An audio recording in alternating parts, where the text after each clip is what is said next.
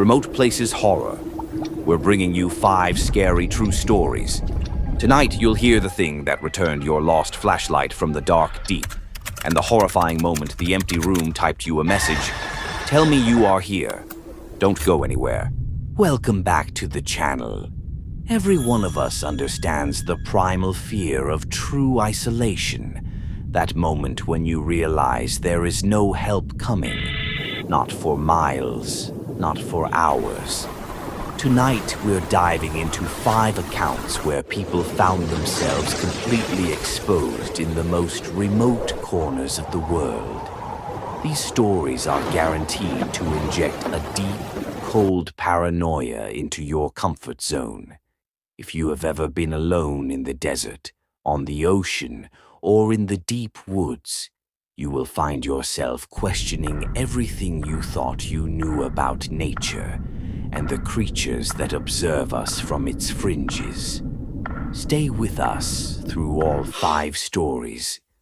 The final account, featuring the faceless fishermen from a desolate village, is the one that will truly prove that what you don't see is often what's waiting for you. Let's begin. Story 1. The Silent Stream. This first story was sent to us by a man named Dean. He asked that we share his experience with you, precisely as it happened, because he needs to know if anyone else has ever felt this way. This level of unseen surveillance in a place utterly remote. Here is Dean's story, in his own words. My friend, Liam, and I were communication students back in 2018.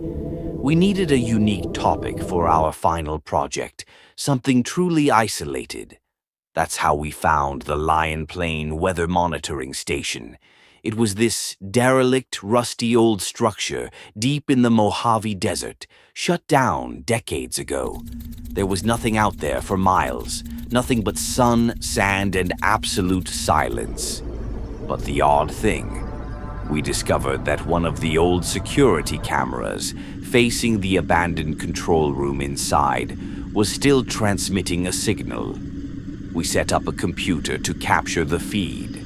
It was a 24-hour live stream of an empty, dark room. A live stream of nothing. For the first 2 weeks, it was just that. Nothing. It was boring, frankly. We almost gave up. Until the night of the 13th. I was the only one awake at 2:03 a.m. I was just staring at the screen, drinking coffee, when I saw it. I thought it was a trick of the light, a reflection, but it wasn't. On the old metal desk, absolutely still and with no one visible in the room, a pen moved. It slid forward, maybe an inch, then it stopped. It was such a simple, small movement, but in the context of that absolute, dead silence, it was terrifying. I woke Liam up immediately. We recorded the moment. That's when things became organized. Over the next few days, the movements were consistent. A light switch would flicker, then turn off. A desk chair would be slightly angled the next day. It was subtle. It was slow. But someone or something was definitely interacting with the room. We realized 2 things. Whatever was doing this couldn't speak, and more importantly, it knew it was being watched. It was trying to get our attention. By the 15th night, the atmosphere shifted completely. We felt this intense level of anxiety, like we were the ones exposed, not the empty room. As we watched the stream, all the scattered items on the desk suddenly began to vibrate violently. Not much, but enough to be noticeable. Then the vibration stopped, and on one of the ancient, dusty monitors inside the control room, a text document suddenly popped up. Someone, somewhere, was accessing that remote computer and typing. The first message was short. It read, "Don't breathe." We were frozen. We couldn't move. We couldn't even speak to each other. We thought it was a warning, a threat. But minutes later, a second message appeared, and this one was different. It felt like a desperate plea, a request that seemed designed to pull the horror right out of the desert and into our apartment. The second message read, "Tell me you are here." We shut down the stream immediately. We deleted every single file, every trace of our project. We never contacted the university again about it. To this day, we don't know what that entity wanted. Was it a lonely spirit that needed validation of its existence? Or was it something else, something far more intelligent, that had seen our IP address, realized we were the audience, and was now trying to confirm our location? Liam and I never found out, but I knew deep down that if we had typed a response, if we had acknowledged our presence, we would have been giving a pass to something that should have been left alone, forever, in that remote, dark place. What would you have done? Would you have replied? Let us know in the comments below. Story 2. The Echo of Silence in the Vault. Our second story was sent to us by an urban explorer who goes by Alex S. He swears that every detail of this night inside a remote bunker is true, just as he tells it. He asks us to share this with you, hoping to find some kind of explanation for that impenetrable silence and that impossible sound. Here is Alex's story, in his own words. I've always looked for places where time has died, but nothing was ever as remote as this. A Cold War-era seed vault, hidden deep within an icy mountain in northern Alaska. It was built to protect plant species from nuclear disaster, but it had been sealed and forgotten for years. It took me weeks to get there, and a few hours more to pry open the massive steel entrance. When I finally stepped inside, the air smelled of stale preservation and frozen dampness. But the true horror began the moment I sealed the door behind me. The main structure was built to withstand a nuclear blast, which meant the walls were unbelievably thick. Once the door was locked, the outside air noise was completely cut off. Absolute silence.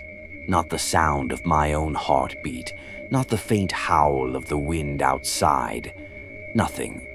The silence was so complete my ears started to ring. My brain tried to create sound, but none came. It was the worst kind of isolation, the isolation of the senses. Quickly, that silence turned from a safe haven into a steel tomb. It was around 2 a.m. when the silence was finally broken. Not by a loud noise, but by an impossible one. A slow, rhythmic, moist scraping. It sounded like a small claw being dragged across a rubber surface, but it was so faint that I genuinely doubted whether I had heard it at all. I swept my flashlight around. Nothing. But the sound persisted. Scrape, scrape, scrape. Then I realized where the sound was coming from. It was the small ventilation grate in the farthest corner of the vault. A tiny vent, perhaps meant for minimal air exchange. The real terror started when I shone my light directly at the grate. The sound intensified as if the thing behind it knew I had found it. The scraping was coming from inside the ductwork, from the narrow, filthy space behind the wall. And now it wouldn't stop. Scraping, like something was trapped in there, desperately trying to find a way out. I was terrified, but my curiosity pushed me forward. Beside the vent, in the shadows, I noticed a strange, brownish, jelly-like substance, like some kind of fungus or slime. It had a sharp, sweet smell of decay. In order to record, I was forced to place my camera bag on the floor, right near the vent, and that odd substance. Eventually, I couldn't take it anymore. The sheer unknown horror of that sound and that strange substance was so overwhelming that I preferred risking the cold and death outside to staying there. I scrambled out of the vault, slammed the steel door shut behind me, and locked it, driving for hours without looking back. But that wasn't the end of the story. A few days later, when I finally got home and unpacked, I was emptying my camera bag when I heard that same slow, rhythmic scraping sound again. It was distinct and clear, and it wasn't coming from any vent. It was coming from inside my camera bag. Inside the bag, there was nothing but my gear and a thin layer of that same strange, brown, jelly-like residue that had scraped off the vault floor and clung to the fabric. I burned that bag. But since that night, every time there is absolute silence in my home, I wait for that scraping sound. Did that creature or disease escape the vault? Or did it simply come with me? Are the most terrifying things we bring back from a remote place not just memories, but something physical that follows us? Have you ever brought something back from a remote place that you felt you shouldn't have? What do you think it was? Let us know in the comments below. Story 3. The Deep Watch. Welcome back. This story was sent in by a man named Marcus, a former oil rig caretaker forced to take one last shift in a place more desolate than hell. The Midas 4 Marine Research Platform, a rusty floating structure in the heart of the North Atlantic. He says the experience forever changed the way he views the darkness beneath the water. He just wants people to know what is staring up from the deep. This is Marcus's narrative. As a caretaker, I'm no stranger to isolation, but the Midas 4 platform was a prison. It was a small, derelict floating steel structure 3 days away from the nearest coast, with no shipping lanes anywhere near. My job was just maintenance, and I was scheduled to stay for 1 week. But the horror started on the very first night, when a thick, heavy fog rolled in and completely enveloped the platform. Visibility dropped to 0, and the isolation turned into suffocation. It was around 1 a.m. when I first heard it. A faint, muffled tapping sound on the steel hull of the platform, coming from right below the waterline. Tap, tap. I assumed it was just some debris or small ice chunks hitting the rig, driven by the current. But after a few minutes, the taps started to fall into a rhythm that was not random. I tried to convince myself it was just the metal expanding and contracting in the cold water, but the precise regularity wouldn't let me. The sound was deliberate. By 3 a.m., the taps went from faint and muffled to clear, intentional knocking. Ding, ding, ding. It sounded like someone forcefully striking the steel with a hammer. Now, the spacing between the knocks was so precise and calculated that it couldn't be natural. The sounds were coming from below, and something down there was trying to say, "I'm here. Let me in." The real panic set in when the knocking abruptly stopped. Absolute silence returned, which was worse than any noise. Then, in the thick fog that reduced visibility to only a few feet, I saw movement near the platform railing. Something was rising up from the dark black water, slowly and vertically. The shape was vaguely human, but elongated, with a coarse texture that looked like a coating of moss and barnacles. It looked like a body that had been submerged for years and had taken a human shape. My heart hammered in my chest. I couldn't scream. The entity stabilized itself next to the railing and slowly raised its hand. The hand, too, was rough and unnatural, and in that hand, it was holding an object, something that made my breath catch. The object was the small, waterproof flashlight that I had accidentally dropped into the ocean 2 days earlier while checking equipment, and the entity held it up, not as a threat, but as a gesture of peace. Now, this thing had retrieved my lost item and was using a familiar object, trying to lure me closer. This was not a wild animal. This was an intelligent deception. The moment it stretched out its hand, it seemed to be pleading for me to come get the item. Or worse, to unlock the safety hatch for it. I scrambled backward. I stayed locked in the control room all night, knowing that thing was still out there, in the fog, right by the railing, just waiting for one wrong move. Every time I closed my eyes, I could see that small, familiar object rising up from the black water, pleading with me. That morning, I fought through the static to connect the radio and ordered an immediate evacuation.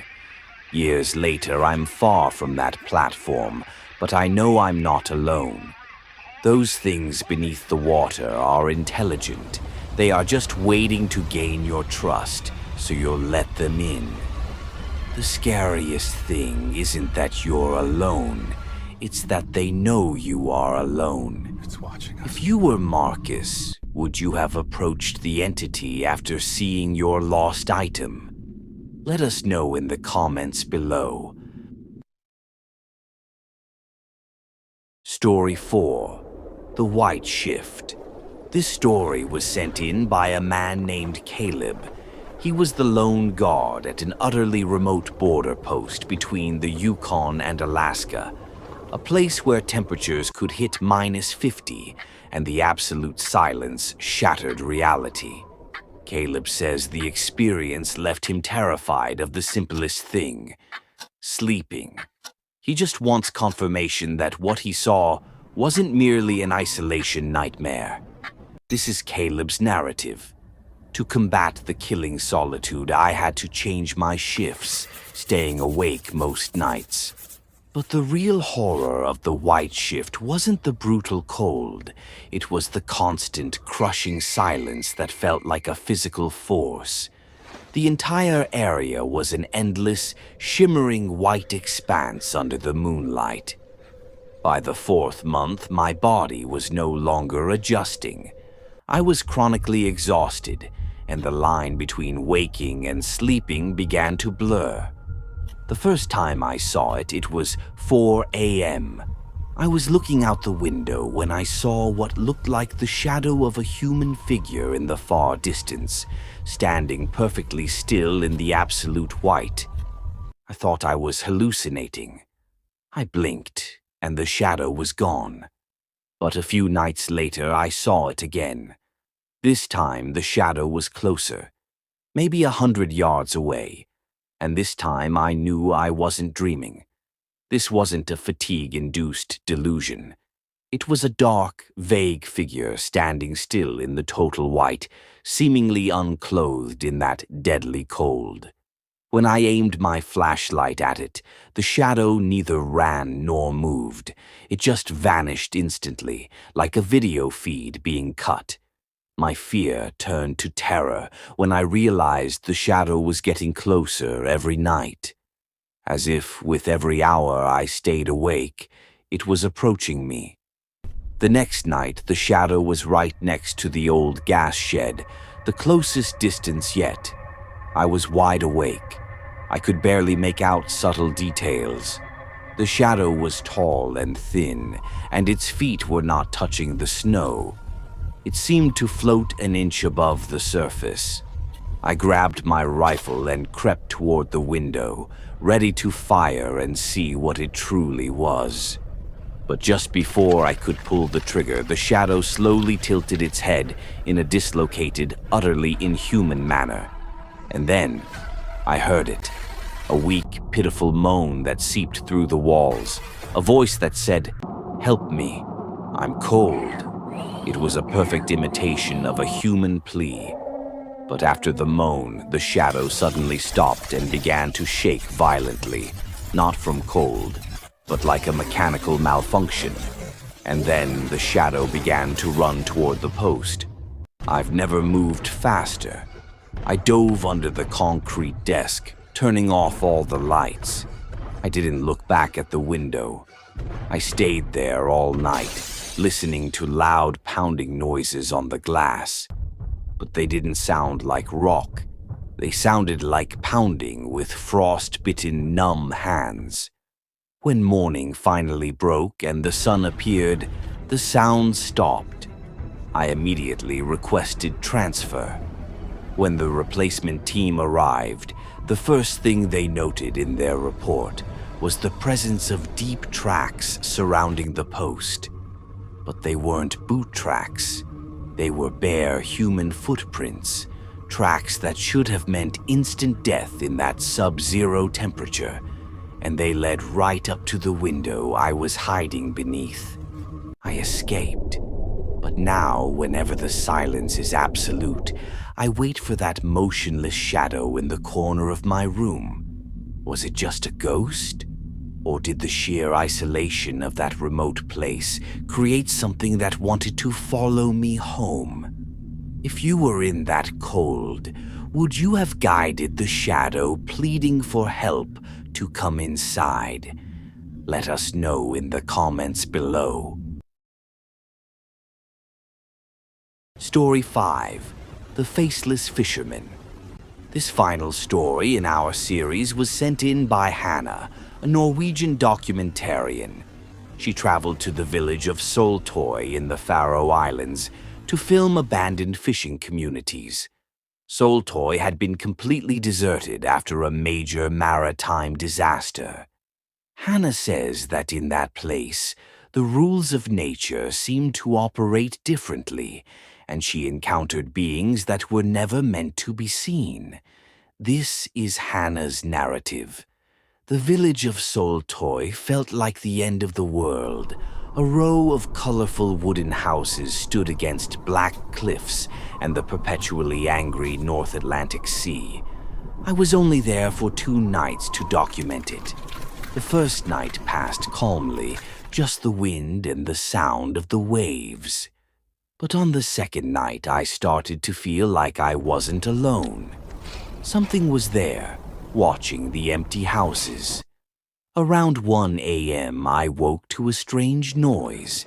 It sounded like heavy boots stomping on the wooden planks of the pier, accompanied by a strong smell of rotting fish and salt seeping in through the closed window. The sounds were odd because Soltoy was reported to be completely deserted, and no boats had docked there for years. I slowly crept to the window and pulled the curtain aside just a crack. A thick fog covered the pier, but in the dim light of the village's old lamps, I saw 3 human figures. They were fishermen. They wore thick yellow raincoats and wide-brimmed hats that completely obscured their faces. They were unloading something from an old boat, but their movements were wrong, incredibly slow, uncoordinated, almost robotic. But the real horror began when they passed by one of the broken windows and the light fell upon them. I clearly saw that beneath their wide-brimmed hats there was nothing. No eyes, no nose, no mouth. Just a smooth, glistening surface that reflected the dim light. They were beings that mimicked the appearance of fishermen, but lacked any human identity. Suddenly, one of them stopped. It slowly turned its head towards the house I was in. Even though it had no face, I felt it was looking directly at me. Then the other entity began to scream. Not a scream of pain, but an artificial, piercing, dissonant shriek that sounded like steel grinding against wood. Their scream seemed like a signal. Immediately, the heavy stomping of boots was heard from all over the village. It was as if many of them had been hiding in the empty houses, and now they were all coming towards my house. I grabbed my camera and ran. There was no chance to open the main door. I dove out the back kitchen window and ran towards the cliffs. As I fled, I could only hear the heavy thudding of their boots behind me, a sound that told me they were very close. I managed to scramble up the cliffs and reach the top of the hill. When I looked back at the village of Soltoy, I saw a sight I will never forget. Dozens of faceless fishermen stood in the street, silent and motionless, all staring intently at the very window I had escaped from. I never went back. I couldn't finish the film. All I know is that these places aren't just remote. They are waiting for you. These beings had been waiting there for years, wearing human fishermen's coats, learning how to mimic our appearance. They were faceless, but they knew what my face looked like. If you were trapped in that village, would you have tried to confront them? Or would you have run? With this story, we conclude our series. Your comments are valuable to us. And that concludes our chilling journey into the most remote places on Earth. I know those faceless figures will be haunting my thoughts for the rest of the week, and I bet they'll be haunting yours too. But if you thought isolation was scary, wait until you hear what happens when you decide to leave those remote places. Next week, we're hitting the road, and trust me, some encounters are far worse than being alone. Don't miss our next horrifying collection, 5 true scary stories of encounters on the road. You won't want to drive at night after that one. Until next time, stay safe out there. Stay safe out there.